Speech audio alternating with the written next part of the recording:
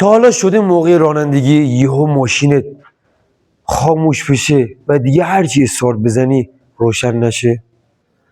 بیشتر راننده ها فکر میکنن که مشکل یا از شحمه یا از باتریه، اما نمیدونن که مقصر اصلی پمپ بنزینه. تو این ویدیو 7 علامت مهم خرابی پمپ بنزین رو برات میگم که اگه سریع بتونی تشخیص بدی شما رو از هزینه چند میلیونی نجات میده. پس تا آخر ویدیو با من همراه باش. استیتلا شلیک. قبل از اینکه من علائمو بهتون بگم کار پمپ بنزین چیه بدونیم در مورد پمپ بنزین. کار پمپ بنزین اینه که فشاره، یعنی به قول ما سوخت رو با فشار از باک میرسونه به موتور. حالا اگه پمپ بنزین درست فشار رو نرسونه به ریل سوخت چه اتفاقاتی پیش میاد؟ ماشین بعد روشنی میکنه، ماشین راه نمیره، ماشین ریب میزنه. یکی براتون توضیح میدم. پس پمپ بنزین خیلی مهمه. بریم سر وقتش. درود بیکران به تمامی رفقای گل. با نام یاد خدا شروع میکنیم. لایک و سابسکرایب یادت نره، کامنت خارجی هم بزنی. علامت اول، استارت طولانی. سر صبح میشینی داخل ماشینت، هر چی استارت میزنی روشن نمیشه. اینجاست که شما باید پمپ بنزین ماشینتون روشن بشه. ای بابا میای داخل ماشینت میشینی سر صبح عجله هم داری، خب سویچا کو؟ با خود میگی سویچا کو؟ سویچا برمی‌داری، سویچا رو بردار بیا. میشینی داخل ماشین، هر چی استارت میزنی روشن نمیشه.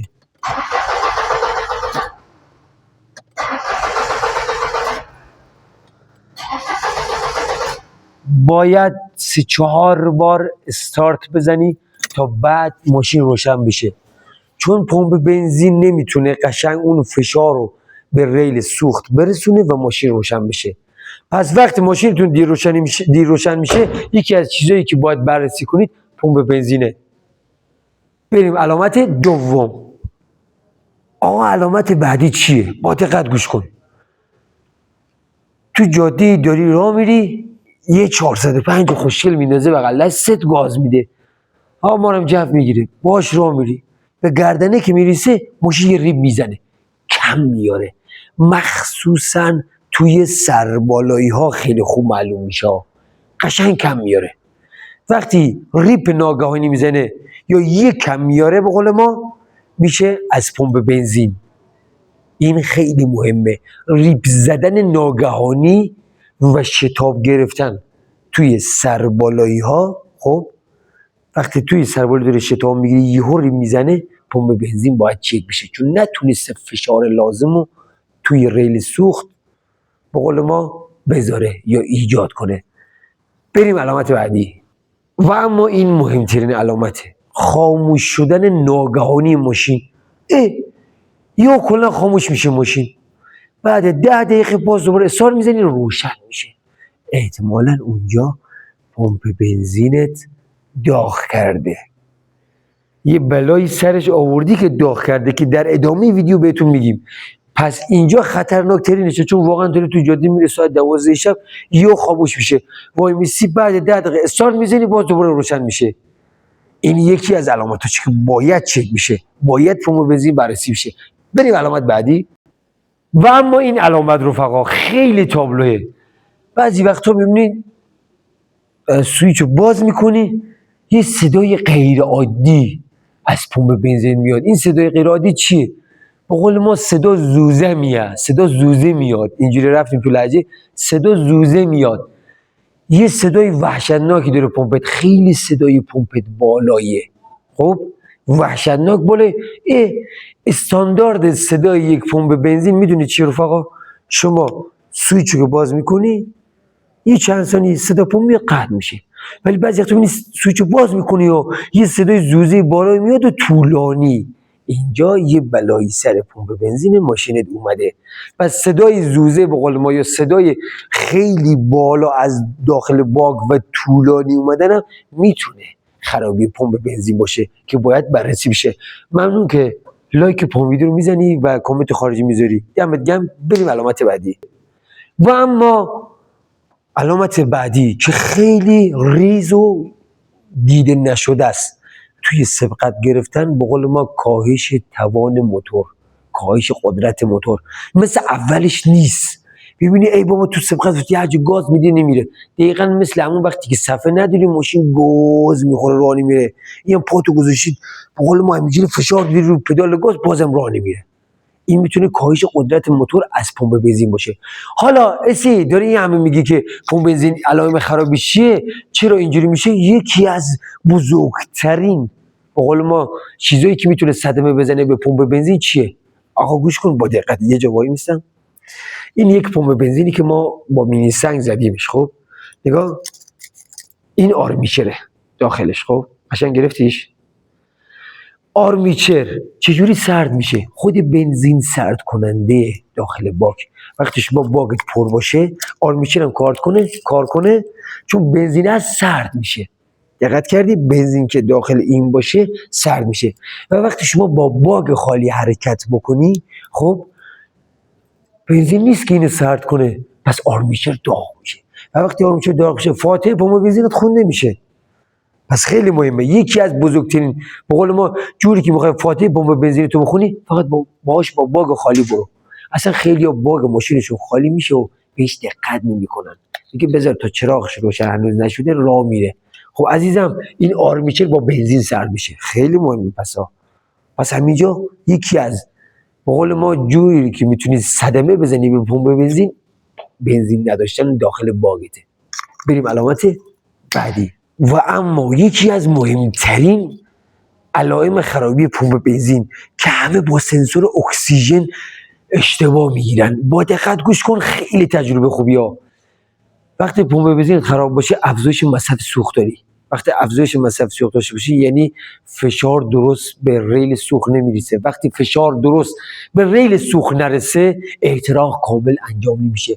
وقتی احتراق کامل انجام نشه شما مصرف سوخت میره بالا. و اینجا گوش کن خیلی مهمه، سنسور اکسیژن وقتی خراب بشه مصرف سوخت میره بالا. طرف میره سنسور اکسیژن 3 تومن 4 تومن هزینه میکنه ولی باز هم مصرف سوختش بالاه چون خبر نداره که پمپ بنزینش خرابه.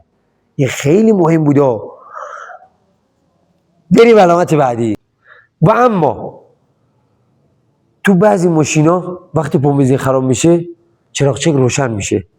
ماشینا حالا یکم مدل بالاتر ها، یعنی خطا میندازه تو ACU که شما باید اونجا بری تست فشار بگیری یا دستگاه بزنی دیاگ بزنی تست فشار بگیری که پمپ بنزینت معلوم میشه. خیلی راحت.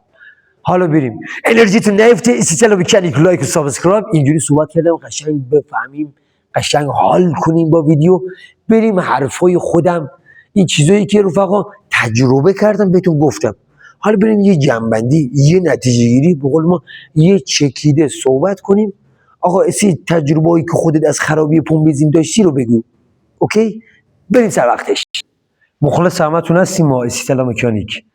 حالا خرابی هایی که اومدن در مغازه ما به خاطر پمپ بنزین، خیلی راحت. ببین این یه پمپ بنزین پیکان وانته. همه پمپ بنزین ها این چیزی که من میخوام بهتون نشون بدم دارن. نگاه بیا جلو، اینو که در میاری بیا جلو پسر گل. این صافی زیر مغزی پمپ بنزینه. نگاه الان این مغزی پمپ بنزین اینجا قرار گرفته. خب صافی بالایه. بیشتر وقتا میبینی صافی گیر بوده رفقا که پمپ بنزین خراب شده. یعنی باز کردین که دیدیم این صافی کلا کیپه. طرف اصلا شما سال یک دفعه رفقا باید این صافی زیر مغزی پمپ بنزین رو تمیز کنید که اصلا خیلی‌ها بهش اشاره نداشتن یا اصلا یادشون رفته. میگه برم تا کلا پمپ بنزین بسوزه. این الان پمپ بنزین سوخته است رفقا. ببین من خودم مثلا ماشین خودمو هم خریدم سری زدم صافی زیر مغزی پمپ بنزینش رو تمیز کردم. اینا رو خیلی میگن تو بازار رفقا وجود داره. نه تو بازار نیست، تکی بهتون نمیدن. همون رو بردارید با بنزین تمیز کنید خیلی خوب میشه. توی تیبا ساینا کویک شما این صافی بنزین داره به قول ما شکاف به قول ما اتمیه، باید باز کنی. این صافی داخل داره که پستش هم گذاشتم بیدیش هم گذاشتم، شما سرچ کنی میاد بالا. حالا بعضی وقتا میبینی پمپ بنزین نو کردی و رفتی توی پمپ بنزین، آقا این شده رفتی توی پمپ بنزین دیگه بعدی که بنزین زدی تو اون پمپ بنزینی دیگه ماشینت بعد روشن نمیکنه، راه نمیره.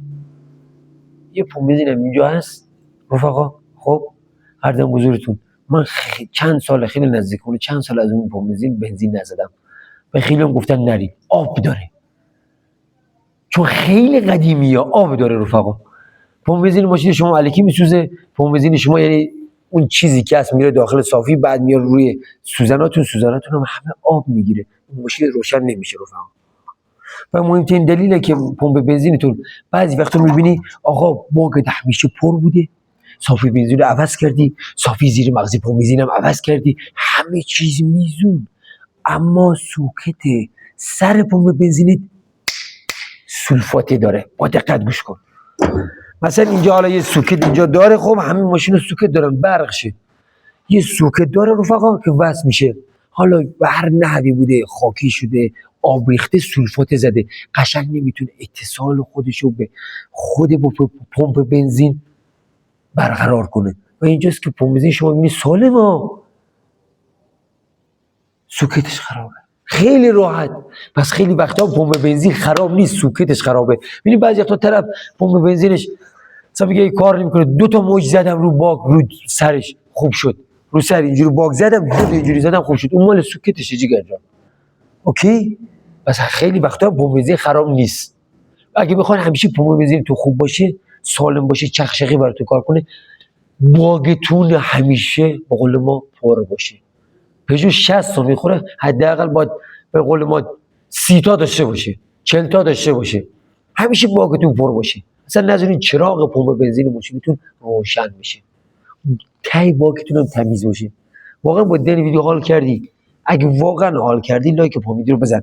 و اینکه رفقا خیلی هم میان عرضم حضور شما یه سری مکملا از پمپ بنزین میگیرن میریزن، آیا اسم اینا خوب هست یا خوب نیست؟ آقا نظر شخصی خودم، من باشم نمیریزم. من هر چند وقت یک بار یه لیوان کوچولو روغن 10 میریزم داخل باغم. حالا چرا میریزی داخل باغ؟ دستید حالا شما کامنت بزنید چرا. خب رفقا اینم از 0 تا 100 پمپ بنزین رفقا که براتون گفتیم.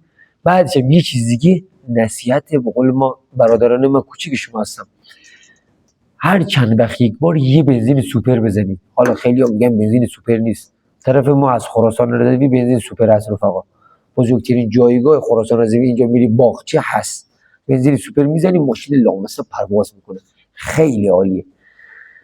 مخلص همتون هستم از دل خراسان رضوی، چاکر همه مردم ایران. استیلا بکنیک.